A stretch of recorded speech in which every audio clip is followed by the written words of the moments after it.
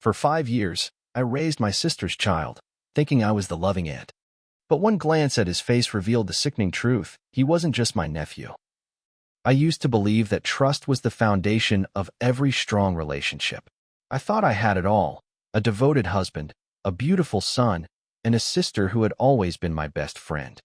But trust is a fragile thing, and mine was about to shatter into a million unfixable pieces. Daniel and I had been married for 7 years, and we had a 4-year-old son, Noah, who was the light of my life. Our marriage wasn't perfect, but we had built a good life together. Then there was Ivy, my younger sister, the wild one, the free spirit who never seemed to settle down. Unlike me, she floated through life without responsibilities, constantly moving from one boyfriend to another, one job to the next, always claiming she wasn't ready to be tied down. I never questioned how close Ivy was to my family. She had practically lived with us for years, always stopping by unannounced, treating Noah as if he were her own. It was endearing, really. She spoiled him with gifts, took him out on little adventures, and even babysat him whenever Daniel and I needed a night out. I used to joke that she would make an amazing mother someday. I just never thought that day had already come. It started with small things, little moments that should have meant nothing, but together, they formed a pattern I was too blind to see. I remember one evening, a few months before everything fell apart, when Ivy and Daniel were laughing about something in the kitchen. I walked in just as Daniel reached out, brushing something off Ivy's shoulder. It was an innocent enough gesture, but something about the way they locked eyes made my stomach twist. When they noticed me, the conversation died abruptly. "What's so funny?" I asked, trying to keep my tone light. Ivy turned to me with that same easy smile she always had, the one that had charmed people since we were kids. "Oh, nothing," she said. "Daniel was just telling me about something that happened at work." Daniel nodded quickly, as if agreeing too eagerly. "Yeah, just a dumb story." Something in me hesitated. It was the kind of moment you could easily ignore, push aside as paranoia, and I did exactly that. I convinced myself that I was imagining things. Why wouldn't I? Ivy was my sister. Daniel was my husband. The two people I trusted most in the world. But the feeling didn't go away. There were other times when I caught them sharing glances across the room. Quick exchanges of looks that I couldn't quite decipher. If I walked into a room where they were talking, they would stop mid-sentence, suddenly changing the subject. Ivy became oddly defensive whenever I mentioned my marriage, brushing off my concerns with laughter. "You're overthinking things, Lena," she said once, rolling her eyes. "God, you're so serious all the time." I told myself she was right. Maybe I was just being insecure. Maybe I was just tired. Noah was still young, and I was balancing work, motherhood, and a marriage that sometimes felt like it was slipping through my fingers. But every time I dismissed my suspicions, a new one took its place. Like the night, I woke up at 2 a.m. and found Daniel wasn't in bed. I got up and checked the house, finding him downstairs in the living room, sitting in the dark, staring at his phone. "What are you doing?" I asked, my voice groggy. He nearly jumped out of his skin. "Jesus, Lena, you scared me." I frowned, stepping closer. "Why are you up?" "Just couldn't sleep," he said quickly, locking his phone and setting it aside. I sat down next to him, resting my head on his shoulder, but I could feel how tense he was. "Is something wrong?" "No," he said, too fast. "Just work stuff." Work. That was always his excuse. But it wasn't work that was keeping him awake at night. Looking back, I wonder how many times I ignored my instincts. How many warning signs did I push away just because I couldn't bear to face the truth? Then came the day that changed everything. Ivy's son, Oliver, was turning 5. And she was throwing him a big birthday party at the park. We had all gathered, friends, family, kids running around with cake-stained hands. Ivy was glowing, looking every bit the proud mother. Oliver had always been a cute kid, but I never really paid attention to how much he had grown. Not until that moment. I was watching the children play when Oliver ran past me, laughing. I don't know what made me stop, but suddenly, my breath caught in my throat. My heart pounded in my ears. Because in that moment, I saw it. Oliver had Daniel's eyes. Not just a passing resemblance. Not just a similar expression. It was the exact same shade of blue, the same shape, the same intensity. My mind screamed at me to dismiss it, to chalk it up to coincidence, but I couldn't. I saw the curve of his jaw, the way his smile tilted slightly to the left, just like Daniel's. My hands started to shake. I turned to Ivy, who was laughing with some of the other moms. completely oblivious to the way my world was collapsing around me. Then, as if sensing my stare, she looked at me, and for the first time, I saw something different in her eyes. Panic. I couldn't breathe. I felt like I was drowning, gasping for air in a world that no longer made sense. I turned to Daniel, who was standing a few feet away, watching me with an expression I couldn't read. I wanted him to come over, to wrap his arms around me and tell me I was imagining things. But he didn't, because he knew. Oh my God, he knew. The truth slammed into me like a freight train, knocking the wind out of me. 5 years. 5 years of lies. 5 years of betrayal. 5 years of looking into Oliver's face and never realizing what had been right in front of me. I couldn't move. I couldn't speak. Because the man I had loved, the man I had trusted with my heart, with my son, had betrayed me in the most unforgivable way. And the person he had done it with was my own sister. My world was spinning, and I struggled to breathe. The laughter of children around me became a distant hum, drowned out by the blood pounding in my ears. My eyes flicked back to Oliver, Daniel's son. Not just Ivy's. His. I turned to Ivy, and she was already watching me, frozen mid-laugh. For the first time in our lives, I saw her without the mask she always wore, the one that painted her as the carefree, loving sister. Instead, her face was drained of color, her knuckles white as she clenched her drink. She knew what I had just realized. My breath hitched, my body trembling as I forced myself to look at Daniel. He stood by the picnic table, talking to my father. But something must have alerted him because he glanced at me. The second our eyes met, his face changed. His usual calm exterior faltered, his smile twitched, and his shoulders stiffened. Like a man caught in a trap. Oh my God. My stomach twisted violently, and I felt bile rising in my throat. I clenched my fists, nails digging into my palm to keep myself from collapsing. I wanted to scream, to throw the birthday cake into his face, to grab Ivy by the arm and drag her away, demanding she confess to what she had done. Instead, I forced myself to move, to act normal. I turned back to Ivy, locking eyes with her. She was barely blinking, her lips slightly parted like she was waiting for me to speak. To say something that would confirm whether or not I had figured it out. But I wouldn't give her that satisfaction. I took a slow, shaky breath and forced a smile. I need to use the bathroom, I muttered, my voice barely above a whisper. She swallowed, nodding stiffly. Sure, she said. I walked away as fast as I could without drawing attention. I didn't dare look at Daniel again. I made it to the bathroom, locking the door behind me as I gripped the edge of the sink, my entire body shaking. I turned on the faucet, splashing cold water on my face. But it did nothing to stop the images flashing through my mind. Oliver's face. His eyes. His damn smile. It had been right in front of me all these years. How had I been so blind? Memories started resurfacing, small moments I had dismissed, now taking on a new, horrifying meaning. The times Ivy had made herself too available, always eager to help with Noah. The late-night phone calls where she and Daniel had laughed about inside jokes I wasn't a part of. And Daniel, my husband, had never once pushed her away. I squeezed my eyes shut, gripping the sink so hard my knuckles ached. Calm down. Think. I needed proof. Swallowing back the nausea, I pulled out my phone, my fingers trembling as I searched for old photos. My hand shook as I scrolled back, finding pictures of Noah as a baby, his chubby little cheeks, his dark brown eyes, his soft curls. Then I found one of Oliver, taken on his 3rd birthday. My heart stopped.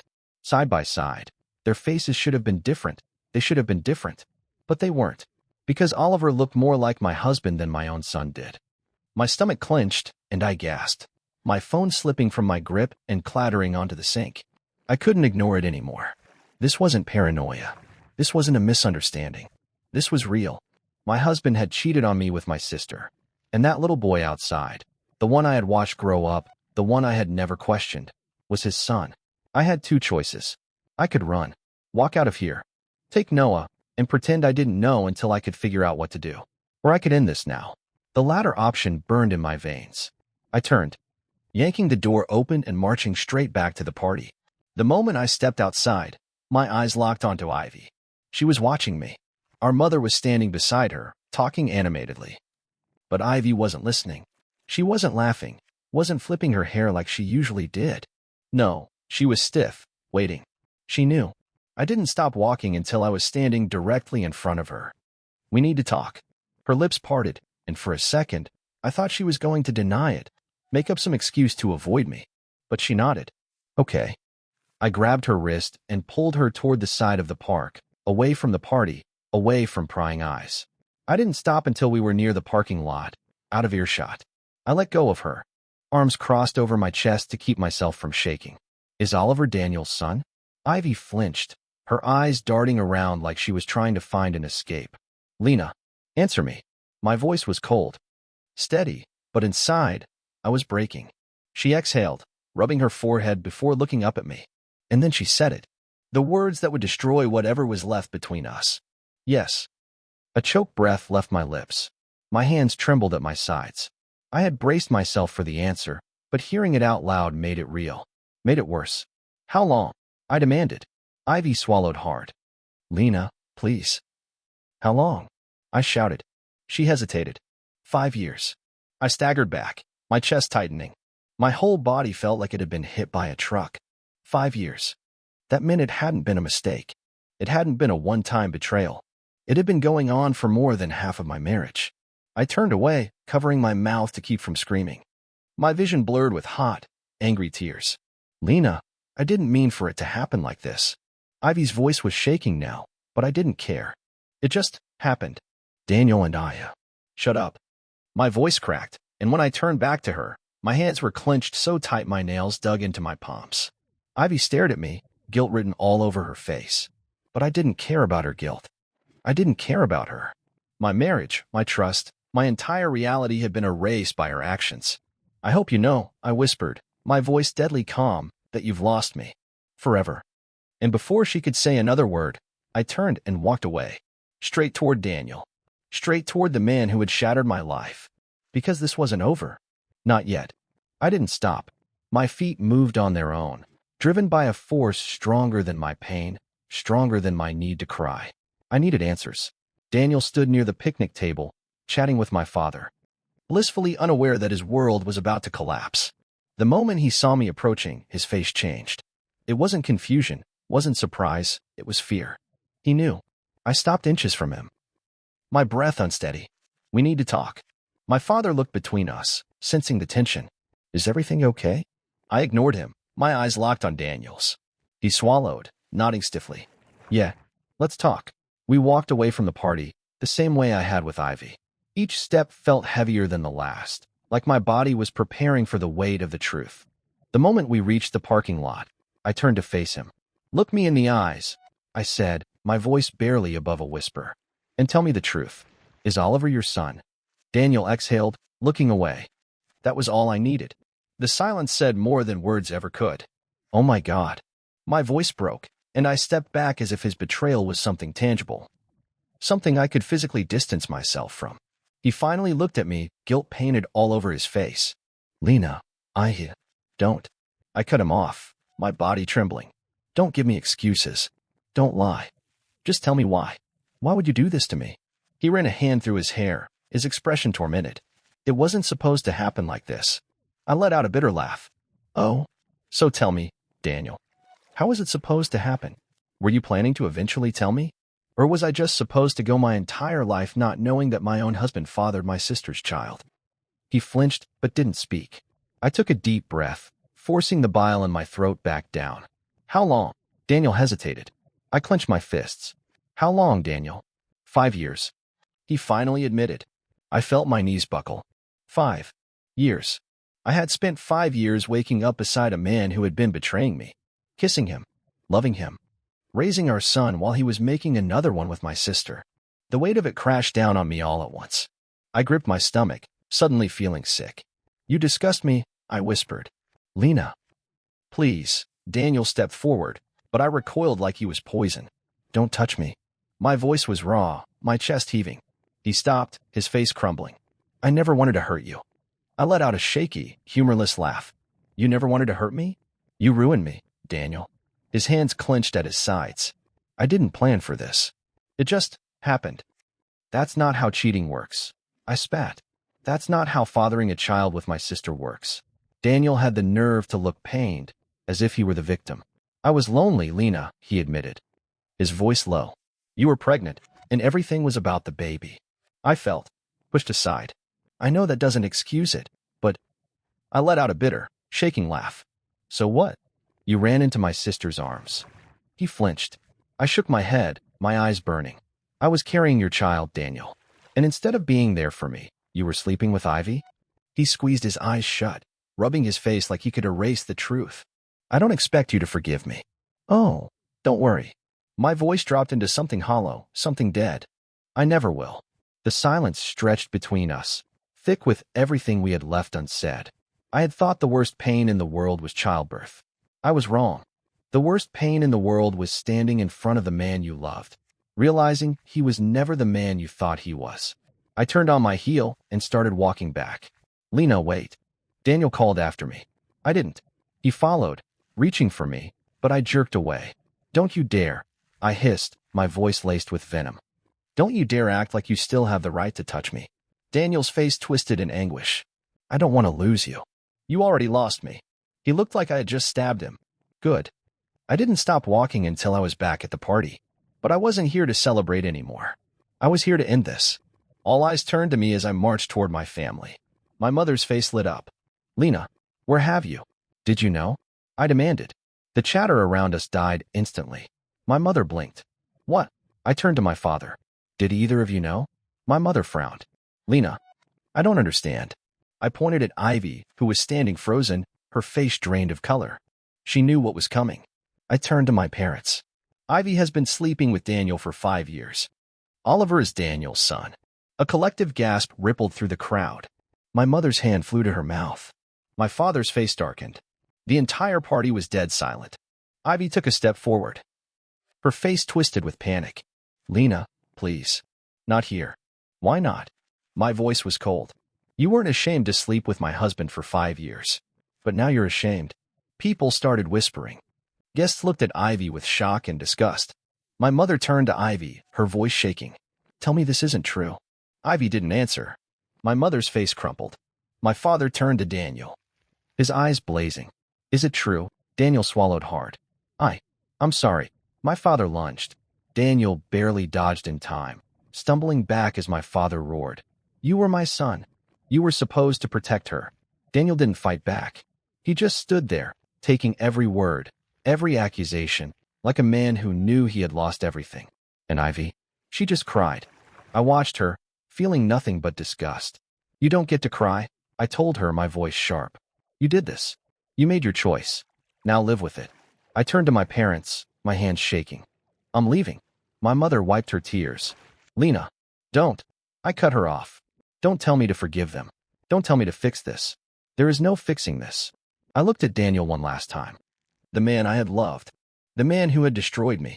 I'll send you divorce papers, I said coldly. I never want to see you again. Then I turned to Ivy. I hope you enjoy the life you stole from me. And with that, I walked away. Away from Daniel. Away from Ivy.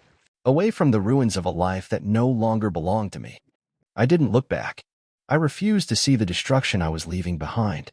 As I walked away from the party, from the people I had called family, from the man I had called my husband, I felt something shift inside me, something raw and broken, but also something free. Noah was playing near the playground with some of the other kids. I could see him laughing, completely unaware of the chaos unfolding. My chest tightened at the sight. I had to stay strong for him. I crouched down, calling his name. Noah, sweetie, come here. He ran toward me, his little feet kicking up dirt, his face bright and happy. Mommy, are we going home? I forced a smile, my throat thick with emotion. Yeah, baby. We're going home. I scooped him into my arms, holding him tightly against my chest. I didn't care if people were still staring. I didn't care if my parents or Ivy or Daniel were watching me leave. I only cared about my son. Because from this moment on, it was just me and him. The silence in my house was suffocating. I put Noah to bed, kissed his forehead, and sat in the dark living room, staring at nothing. The weight of everything came crashing down on me. My husband, my sister, the family I had lost. The life I had been living was a lie, and now I had to pick up the pieces. The first thing I did was call a lawyer. I didn't give Daniel a chance to come crawling back. I didn't let him explain. He had done enough explaining over the past 5 years, through every lie, every touch, every stolen glance with Ivy. I wanted nothing from him except a clean break. I filed for divorce the next morning. By noon, I had packed his things into trash bags and left them outside. I texted him once. Come pick up your stuff. If you try to see Noah before I say so, I'll take you to court. He tried to call. I ignored it. Tried to text. Blocked his number. I was done. Ivy, on the other hand, wasn't as easy to shut out. 2 days after the party, there was a knock at my door. I knew who it was before I even opened it. Ivy stood there, eyes red, hair a mess, looking nothing like the confident, perfect sister I had grown up resenting. She had been crying. Good. Lena, she whispered. Please. Can we talk? I stared at her. No. She flinched. I know you hate me. I know what I did was unforgivable. But please, I need to explain. I laughed bitterly. Explain? You want to explain why you slept with my husband for 5 years? You want to explain why you had his child and lied to my face every single day? Sure, Ivy. Go ahead. Explain. She swallowed, shifting on her feet. I never meant for it to happen like this. I clenched my jaw. So you meant for it to happen another way? Her eyes filled with tears. I was jealous of you. I froze. Jealous? Of me? She looked down, her fingers twisting in her sleeves. You always had everything I wanted, Lena. A husband, a family, a stable life. I felt like I was just floating, like I was never enough. And Daniel, he made me feel wanted. My stomach churned. So you destroyed my life to make yours feel better? Tears spilled down her cheeks. I was selfish. I was wrong. I know that now. She broke off, shaking her head. I lost you. And I don't know how to live with that. I let out a shaky breath, my nails digging into my palms. There was a time when I would have forgiven her, when I would have found a way to make peace for the sake of our family. But not this time. This time, I chose myself. I stepped back, gripping the door. Ivy, you lost me the second you touched my husband. There is no fixing this. There is no sisterhood left. You made sure of that. She sobbed, shaking her head. Please. I slammed the door in her face. And for the first time in a long, long time, I felt powerful. Daniel didn't fight the divorce. Maybe he knew he had nothing left to fight for. A few months later, I heard through my mother that things between him and Ivy had fallen apart. Ivy thought she had won. She thought that, now that I was gone, Daniel would stay with her. That they could be a real family. But Daniel had never loved her. He had loved the forbidden, the secret, the thrill of sneaking around behind my back. Once I was gone, once there was nothing left to hide, the excitement faded. Reality set in. Ivy had destroyed me for a man who had never planned to stay. And now, she was alone. It took time. Healing wasn't easy. There were nights I cried myself to sleep. There were days I wanted to call Daniel just to scream at him. But I never did. Instead, I rebuilt. I focused on Noah, on my career, on me. I went to therapy. I let myself grieve. And slowly, painfully, I started to feel whole again. Ivy never tried to reach out again. Daniel got distant, visiting Noah only when legally required. I didn't care. Noah was better off with less of him. And me? I learned something that took me far too long to understand. I had spent my entire life trying to be the perfect wife, the perfect sister, the perfect daughter. And none of it had mattered. Because in the end, the only person I ever needed to be perfect for was me. 1 year later, I found myself standing in front of my old wedding album. The photos of me and Daniel, smiling, happy, unaware of the betrayal lurking just beneath the surface. I should have felt anger, pain, but instead, I felt nothing. I picked up the album, walked outside, and tossed it into the fire pit. The flames consumed every memory, every lie. And as the smoke rose into the air, I whispered my final goodbye to the past. I was free. And for the first time in my life, I was finally enough. Thank you for watching. If you haven't subscribed yet, please do so and hit the notification bell to stay updated with more shocking Reddit cheating stories happening around you.